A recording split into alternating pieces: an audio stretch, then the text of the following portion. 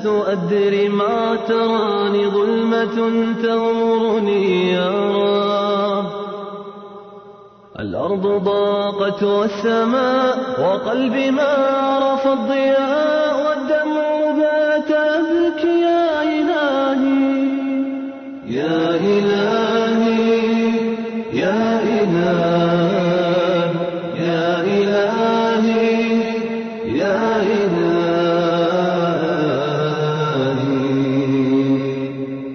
عصيت والذنب كبير وإني في حزني أسير مقيد بذنبي يا رب. فهل Ici, on est en France, dans le nord, Pas-de-Calais. Est-ce que le fait qu'il y ait des minarets a suscité problème ici dans la région? Non, ça n'a jamais posé de problème. Donc à partir du moment où l'architecture et le décor extérieur est en osmose avec le paysage, l'architecture urbaine, non, ça n'a jamais posé de problème. Sauf peut-être qu'on est limité au niveau de la taille. Je crois qu'on doit être limité à 15 mètres ou à 18 mètres de hauteur. Sinon, on n'a jamais eu de remarques particulières concernant les minarets.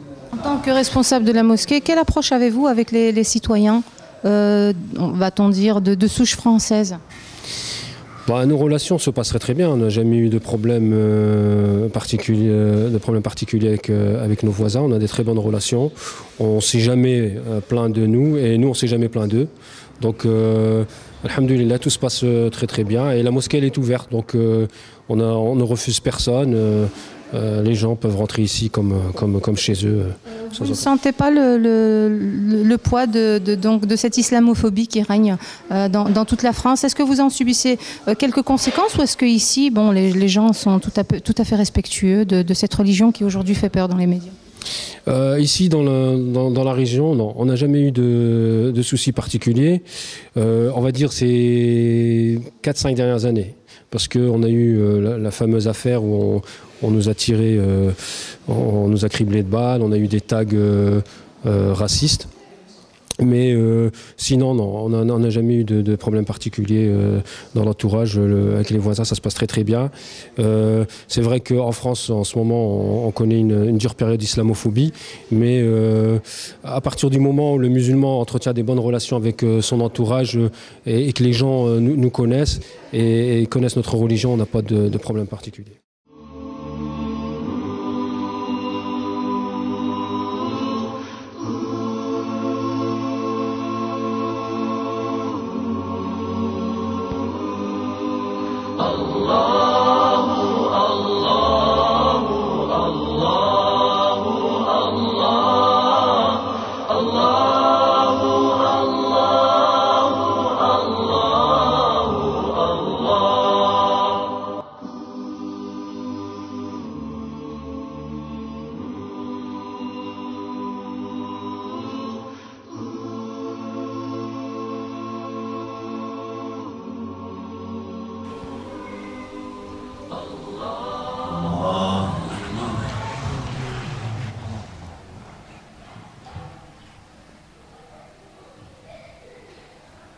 Vous êtes venu ici, vous avez dit depuis 92. Est-ce qu'il y avait eu une demande pour créer cette mosquée?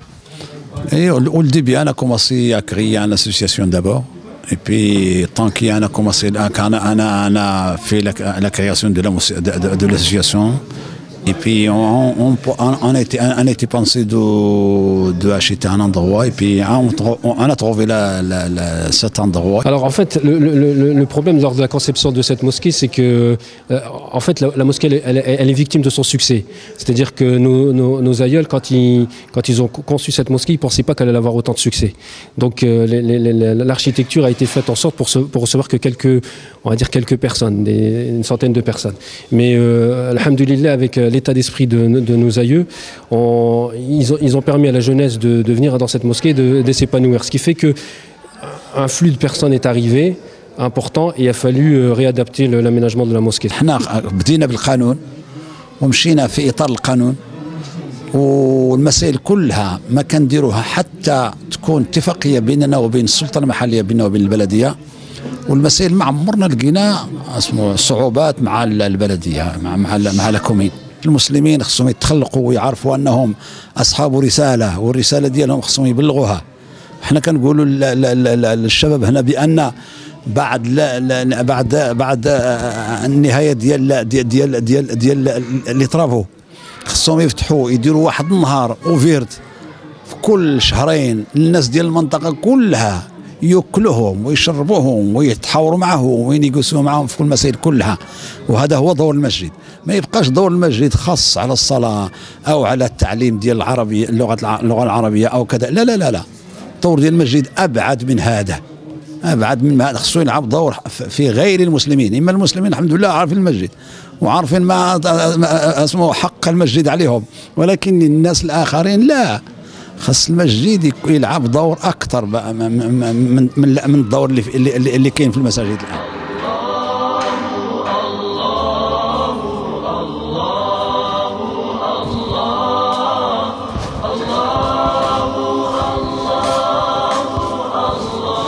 Salam alaikum. Alaikum salam. Qu'est-ce que vous nous faites là? Un très bon repas pour ce soir, du couscous. Et en quel honneur? En quel honneur? Pour la fête de l'Aïd, tout simplement. Voilà. Donc tous les ans, nous fêtons la fête de l'Aïd, pour les enfants surtout. Voilà. Pourquoi pour les enfants? Parce qu'ils ne le vivent pas assez en temps ordinaire si vous ne préparez pas ce genre de fête? Ben, pour moi, ça va tous les réunir. Il y en a qui ont tracé son queue de voix là derrière. Et puis ça réunit tout le monde, un repas. Hein, tout simplement. Et puis à l'occasion de la fête de l'Aïd, on n'a rien fait ce jour-là parce que pour différentes raisons. Donc on le fait le week-end.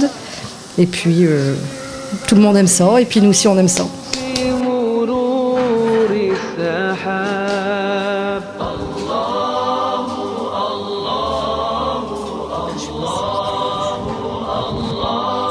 Actif ici à la mosquée? Ça fait des années que je viens ici en tant que bénévole, que ce soit pour la restauration quand il y a des fêtes comme ça, ou bien pour les animations, parce que pendant les vacances, on a comme un centre aéré pour les enfants, et puis il y a des activités toute la journée ici pour les enfants. Alors, tu dis que tu es bénévole. Pourquoi tu viens dans une mosquée pour être bénévole? Qu'est-ce qui t'intéresse? Déjà, c'est un contact avec les jeunes, avec qui qu'on connaît depuis longtemps, avec qui on a grandi, et puis ça nous permet d'avoir un contact avec eux, de les suivre. Comme ça, s'ils ont un problème, que ce soit scolaire ou autre chose, ils peuvent venir nous en parler et on peut les aider. En tant que musulmans, on sait très bien on sait ce qu'ils vivent, et comme on a plus d'expérience qu'eux, on est plus apte à leur donner des conseils. Alors, je vois que tu portes un voile. Est-ce qu'à l'école, tu as le droit de porter le voile? Je suis dans un lycée, donc au lycée, on n'a pas le droit, non. Et ici, tu portes ton voile. C'est ce qui fait que tu te sens bien et que tu t'investisses? Oui. Mon voile, il m'a jamais empêché de faire quoi que ce soit l'école, mes activités extrascolaires ou quoi que ce soit.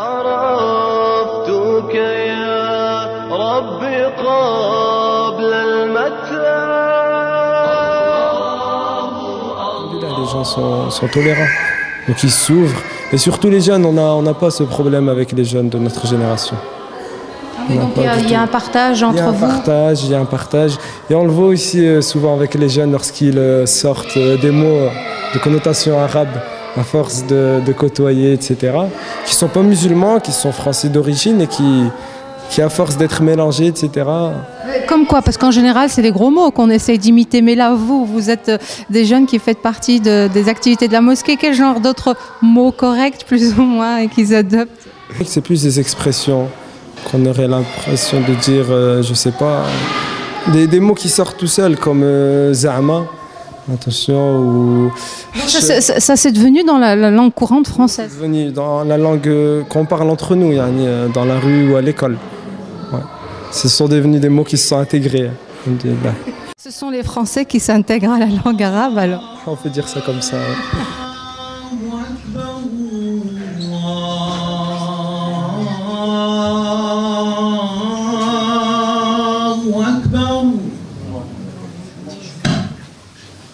أشهد أن لا إله إلا الله